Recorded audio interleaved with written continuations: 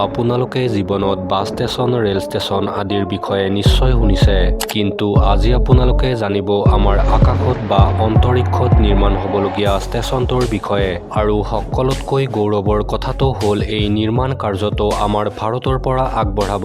গতিকে বলক আজি অন্তৰীক্ষৰ দুনিয়ালৈ।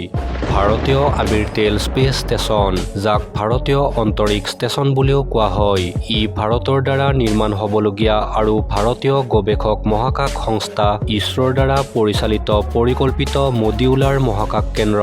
মহাকাশ কেন্দ্ৰটোৰ ওজন 20 টন হ'ব আৰু পৃথিৱীৰ পৰা প্ৰায় 400 কিলোমিটাৰ উচ্চতাত কক্ষপথ বজাই ৰাখিব, য'ত মহাকাশচাৰীসকলে 15-20 দিন থাকিব পাৰিব।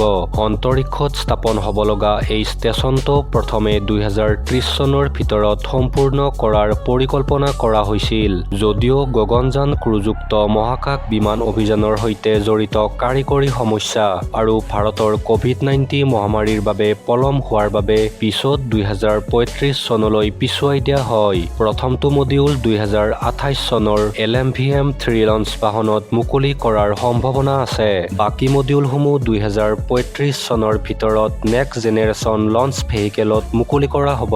2019 চনৰ ইছৰোৰ মুৰব্বী কে শিৱানে প্ৰথমবাৰৰ বাবে প্ৰস্তাৱিত মহাকাশ কেন্দ্ৰটোৰ বৈশিষ্ট্যসমূহ উপস্থাপন কৰি কয় যে মহাকাশ কেন্দ্ৰটোৰ ওজন 20 টন পৰ্যন্ত হ'ব পাৰে। 3 বছৰৰ পাছত অধ্যক্ষ পদৰ পৰা অৱসৰ লোৱাৰ পূৰ্বে দিয়া নৱবৰ্ষৰ ভাষণত তেওঁ কয় যে ভাৰতৰ প্ৰথমটো ক্ৰুযুক্ত মহাকাশ উৰণৰ প্ৰকল্প গগনয়ানে ডিজাইন পৰ্যায় সম্পূৰ্ণ কৰি প্ৰশিক্ষণ পৰ্যায়ৰ বাবে প্ৰৱেশ কৰা বুলি উল্লেখ কৰি মহাকাশ অভিযানৰ মাইলৰ খুঁটিত উপনীত হোৱাৰ ক্ষেত্ৰত সংস্থাটোৱে এক অগ্ৰগতি লাভ কৰাৰ ইংগিত দিছিল। তেওঁ কয় যে আমাৰ এই কাৰ্যসূচী মহাকাশলৈ মানৱ মহাকাশ উৰণৰ ক্ষমতাৰ দিশত সহায়ক হিচাপে কাম কৰিব, আৰু সেয়া হ'লে আমি পৰৱৰ্তী মডিউলসমূহ মহাকাশ কেন্দ্ৰ নিৰ্মাণৰ দিশটো চাব পাৰিম। গগনয়ান প্ৰকল্পৰ পিছত 2040 চনৰ ভিতৰত ষ্টেচনটো সম্পূৰ্ণ কৰা আৰু ক্ৰুযুক্ত চন্দ্ৰত অৱতৰণ চলোৱাটো আগন্তুক দশকৰ বাবে ইছৰোৰ লক্ষ্য হিচাপে নিৰ্ধাৰিত কৰা হৈছে। অভিযানৰ সমৰ্থনত নতুন প্ৰকল্প আৰু উদ্যোগৰ গোটেই গোটটো আহিব। 2023 চনৰ নৱেম্বৰ মাহত ভাৰত ভ্ৰমণৰ সময়ত নাছাৰ প্ৰশাসক বিল নেলছনে কয় যে ভাৰতে এনে সহযোগিতা বিচাৰিলে 2040 চনৰ ভিতৰত বাণিজ্যিক মহাকাশ কেন্দ্ৰ নিৰ্মাণৰ ভাৰতৰ লক্ষ্যক সমৰ্থন কৰিবলৈ নাছাৰ প্ৰস্তুতি প্ৰকাশ কৰে।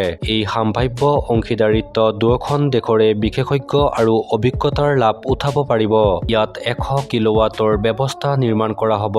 ইতিমধ্যে ইছৰোই নাম ফিউল চেল নিৰ্মাণ কৰি আন সংস্থাক পৰীক্ষাৰ বাবে প্ৰদান কৰিছে। ইতিমধ্যে আন্তঃৰাষ্ট্ৰীয় মহাকাশ কেন্দ্ৰই এই প্ৰযুক্তি ব্যৱহাৰ কৰি আছে, যদিও ইছৰোৱে ইয়াৰ প্ৰয়োগ বহল কৰাৰ বাবে কাম কৰি আছে। ভাৰতীয় অন্তৰীক্ষ ষ্টেচনত crew commando module, habitat module, propulsion module আৰু ডকিং পটকে ধৰি মৌলিক ডিজাইনবোৰ থাকিব।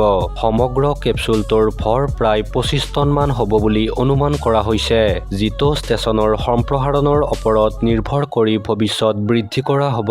ভাৰতীয় অন্তৰীক্ষ ষ্টেচন স্থাপনে মহাকাশ গৱেষণা আৰু অন্বেষণত ভাৰতৰ উপস্থিতি যথেষ্ট বৃদ্ধি কৰিবলৈ সাজু হৈছে, কাৰণ ই মাইক্ৰগ্ৰেভিটি বৈজ্ঞানিক পৰীক্ষা-নিৰীক্ষা চলোৱাৰ বাবে এক অনন্য মঞ্চ প্ৰদান কৰিব আৰু মহাকাশ প্ৰযুক্তিৰ উন্নতিৰ পোষকতা কৰিব, যাৰ ফলত সম্ভাৱনাময়ভাৱে চন্দ্ৰ সম্পদ 2047 চনৰ ওপৰত ভিত্তি কৰি অৰ্থনৈতিক কাৰ্যকলাপৰ সূচনা হ'ব।